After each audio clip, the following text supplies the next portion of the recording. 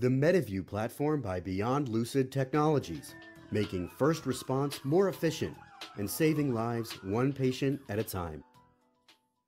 Beyond Lucid has been part of starting health portfolio for how many years now?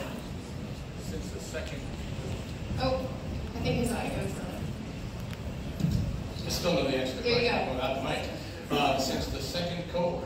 When I met Second we cohort. met Steve and Unity, South by Southwest. Yeah, so it's been awesome to see you just growing and scaling the business. Why don't you tell people what you do and a little bit about how big it's gotten? You're really just killing it. Sure.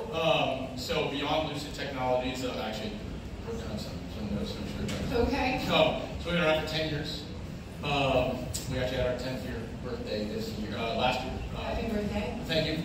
It's kind of, I hear it's kind of a milestone. It is. We now cover more than half the United States. We work with fire and EMS agencies of all stripes, so pre-hospital care providers. Over half the United States, we work with 115 hospitals, actually more than 115 hospitals on our pre-hospital health information exchange network today. And we're unusual in that we actually turn profitable. Yeah, been profitable for a while now, right? But we try to keep some of those details a little close to them. Yeah. We do. We're a healthy company, strong company, and of course we owe it to the stakeholders, our team, our investors, and of course the care providers that we serve and their patients that we help take care of. And the origin story starts with a personal experience, right? You want to tell that story? Yeah. So I think the part that really gets me, everybody who stays in pre-hospital care has a personal reason for getting into it and then staying in it. I think for us, what we actually find incredibly compelling, you can go out onto the streets of San Francisco and see, from Connecticut to Colorado, South Carolina, Texas, Arizona, places that with Oklahoma, rural, urban, etc. What we have found, and this is where you guys have been actually a huge resource to us. We owe a lot, and gratitude to start off, for a lot of guidance and inspiration. But we started out in the access to care, Moonshot, so to speak. We've transitioned to the trying to address the addiction crisis, Moonshot, because they come together. And I think what we find in all of the places that we work, and I've gone in the truck, into the home, where there are people, there's so much stigma around addiction. But when it turns out that when you live in a crack house because you can't afford anything else, and so the assumption is that you're addicted, therefore you are sort of put into a bucket. When you live in a county in California that burns every year, and so you lose hope, and you literally self-medicate the pain away, or you live on the streets of one of the wealthiest cities in the United States, but you don't necessarily know how to find the people who care for you. So you find a way to survive by putting things in your body that don't belong there. We have been at the forefront of the transition of emergency service to first caring for chronic care patients, what is often called community paramedicine or mobile integrated health, to what I've called community paramedicine 2.0 first, which is essentially a data-driven approach to the same thing. Not changing the mode of care, it's all about making sure you give the patient the care they need, but knowing what their needs are before they get there, and utilizing all the tools and technologies talked about at this conference to make sure they do that. And the next phase, where we're really focused, is the folks who are addicted and who are chronic, but acute at the same time, right? They are in crisis, and yet they're seen over and over and over again. And so the idea that you can engage with them like a chronic care patient, but keep them from dying, and use data to do that, that intersection is where we live, and it's a really exciting explosion right now. And I want to make sure everyone understands what exactly your platform does, because you're out there when you say you're in the truck, you're providing the communication platform to the first responders, who are really, the first responders are the first and last line of defense for someone who is overdosing, as an example. So we do basically 3 parts. One is we can provide a record system to folks that need it. Like EMS. Yes, EMS, that's right. EMS and fire providers, both on the ground and in the air.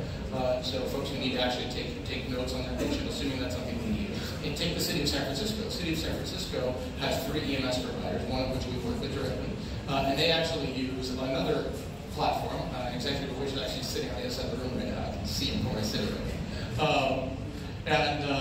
and they like it. They love that platform. They don't want to take it out of their hands. They don't want to have to replace it. So one of the things that we did was we actually abstracted our pre-hospital pipes, as we call them, from the record system and opened up a channel so that no matter what the folks in the field are using for their documentation, we can get that data into a pre-hospital health information exchange where it can be analyzed, where it can be shared, where it can be aggregated. So you could basically imagine dropping a net over a region and be able to see patients as they move around the system, no matter what system they're using in the actual truck.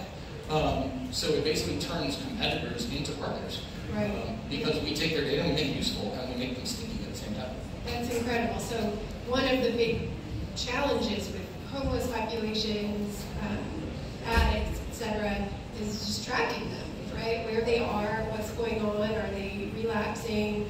And so you're really solving a critical part of that challenge. And that's sort of the third bit of this platform where we're really excited about the idea that technology is moving faster than healthcare. Go figure. So we're pretty used to that, right? But there's an opportunity, as we talk again about people coming back in, to know who you are before you get there, to be able to use things like biometrics, for example, which I've written and published quite a bit about, to identify, right? Why do we talk about patient identity, yet if you have a finger, a toe, or an eye, I have a positive ID match every single time. So the idea that if you're an unconscious patient, if you're having a major episode, if you're ODing, I can know who you are and some of your health history, and again, feed that information into a platform that others can access. So, we talk about collaboration, and it's obviously the theme here. We are trying to make that the heart of our technology, right? It's the idea that no matter if the information, in fact, the pre-hospital record is almost the smallest part of our business. It's because the record system is a commodity. It's what you do with the data that has value. And so the idea of getting that record system, or that record, no matter who created it, into the hands of the people where we need to act on it, that's our business. So we're pretty excited. I mean, it's an odd thing to work in an industry where as things go badly, business goes well. But over New Year's Eve weekend, or New Year's weekend, CNN published a really compelling article about how the opioid addiction crisis has landed in Asia. And they essentially described it as about to go boom. And the idea was that in the US, we have some forums to discuss this. We have Startup Health, right? We have the JP Morgan Healthcare Conference. We can talk about crisis.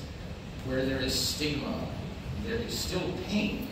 But that doesn't mean that there's an avenue to address it, and the sheer volume of people who can become hooked on things that shouldn't be in their bodies to begin with is a real problem, and it just landed there. So when we look at where we go in the future, this platform's scalability is really critical for our future.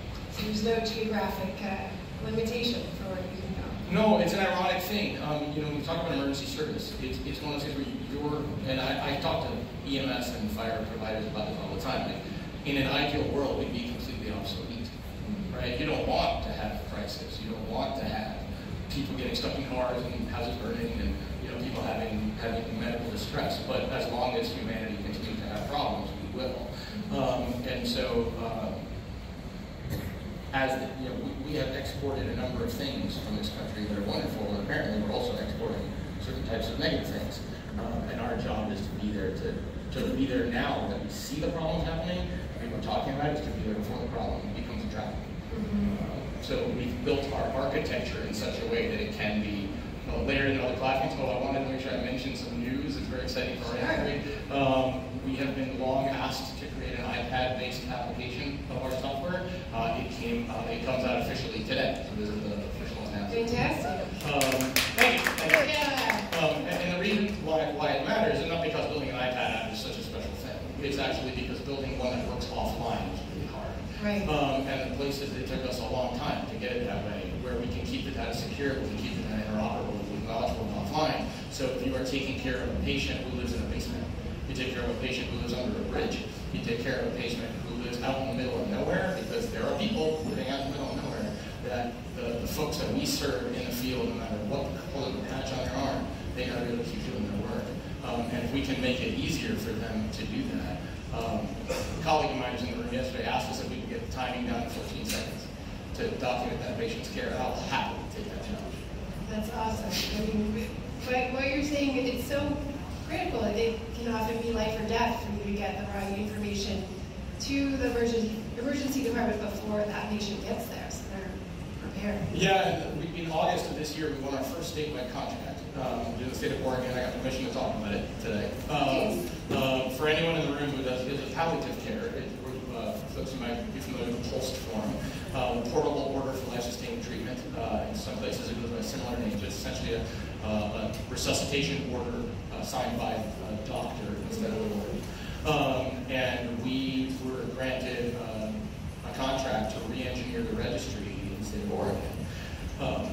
The excitement isn't rebuilding the database. It's that for the first time in the history of pre-hospital care. So for anyone who doesn't know, when a resuscitation order comes in, it's basically if you're having a cardiac arrest or some other major issue, do you or do you not do CPR and bring this person back to life? There's sort of 200 medical things.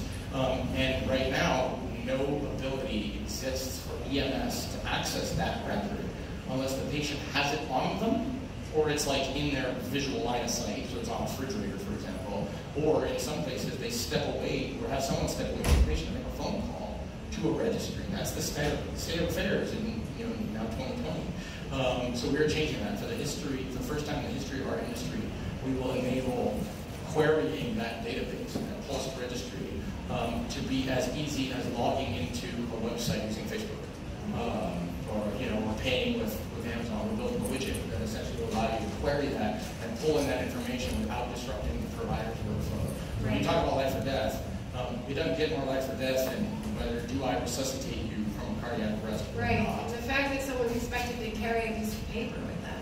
Well, exactly. So, it's an interesting problem that the palliative care world has faced in that they're getting really good at their jobs, right? And so with for example, Moonshot to eradicate cancer that Vice President Biden, of course, has advanced and whatnot.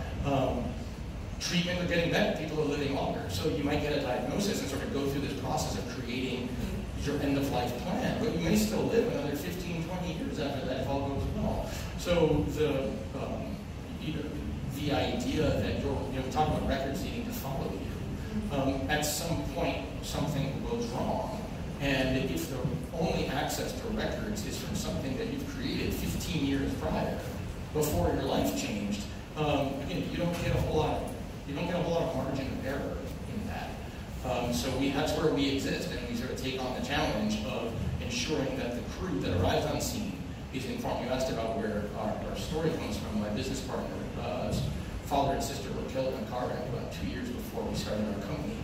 And there are few things that make you more motivated than realizing that that crew that showed up in rural New Mexico probably really wish they had as much information as they could at the time, know what was going on, and then know who they were going to be able to convey that to and have the means to do it. That's been our mission for 10 years, is to close the data gap. It's a chasm, really, in pre-hospital care, so that the folks receiving the information can act on it. And so now we're just touching other parts of the ecosystem. Addiction is a necessary part of it. Chronic care, where folks are calling 911 because they don't have anyone else to call, or because they have a mental health issue and they're afraid and they know that someone will come and help them and be nice to them. Or in the case where they're having the last moments of crisis and the folks arriving on scene need to be able to know, what do I need to know right now? That's what we live. Well, thank you for doing what you do. I know it's not easy. It's a mission. We're mission-driven. We find ourselves using hashtag mission-driven, hashtag entrepreneur life. You sure are. So thank you and keep it up.